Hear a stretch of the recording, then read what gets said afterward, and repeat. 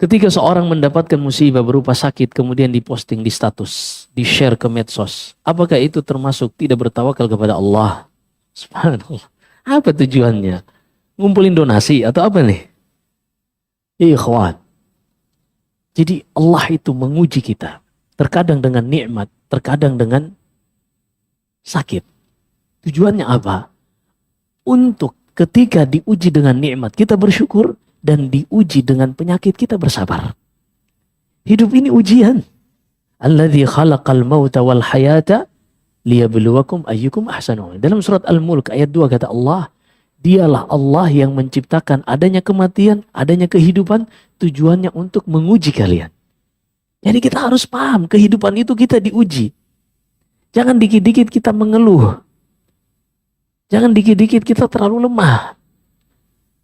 Jangan seperti itu. Akhirnya momen ibadah kita yang seharusnya kita benar-benar beribadah kepada Allah, nggak ada yang tahu. Jadinya kita mengeluh kepada orang lain. Subhanallahil azim. Inilah salah satu musibah yang terjadi di zaman sekarang yang tidak ada pada zaman dahulu. Fitnah, ujian, medsos ini tidak ada di zaman Nabi. Tapi kalau kita lihat di zaman Nabi dan sahabatnya, ilmu itu banyak. Hidup manusia fokus menuntut ilmu. Mereka menjadikan segala sesuatu bagaimana membuat Allah ridha. Dalam keadaan fitnah sedikit. Di zaman kita, ilmu minim. Orientasi kehidupan manusia, dunia. Mindsetnya tentang fasilitas dunia semua. Orientasi kehidupannya dunia. Ujiannya lebih dahsyat dan lebih banyak. Ini kalau ada seorang muslim dalam kondisi seperti ini, tidak mau belajar agamanya, musibah.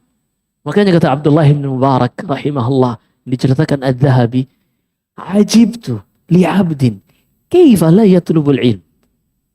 Aku heran kepada seorang manusia, bagaimana mungkin dia bisa tidak belajar menuntut ilmu.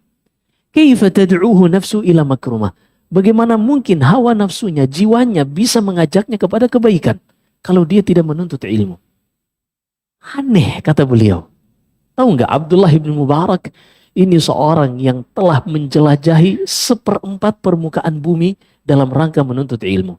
Sehingga beliau belajar dari 4.000 syekh. 4.000 guru beliau belajar dan beliau riwayatkan hadisnya dari 1.000 guru.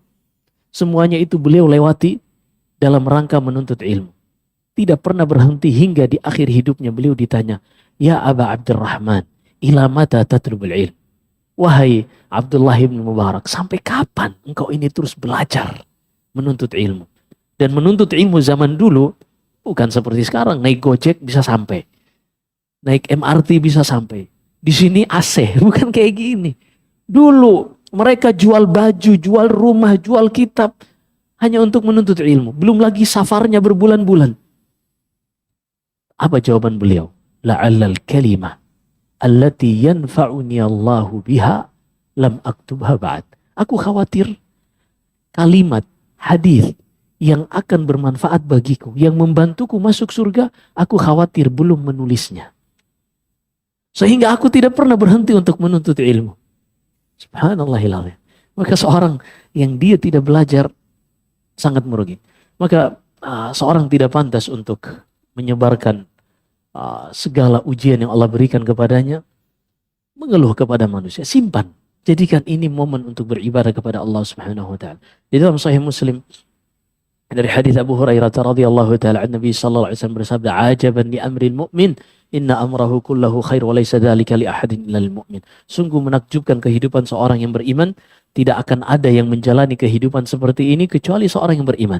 Salah satunya kata Nabi, in asabathu dharra sabar. Kalau dia sedang ditimpa sesuatu yang tidak sesuai keinginannya, dia bersabar dan itu menjadi kebaikan baginya. Nah,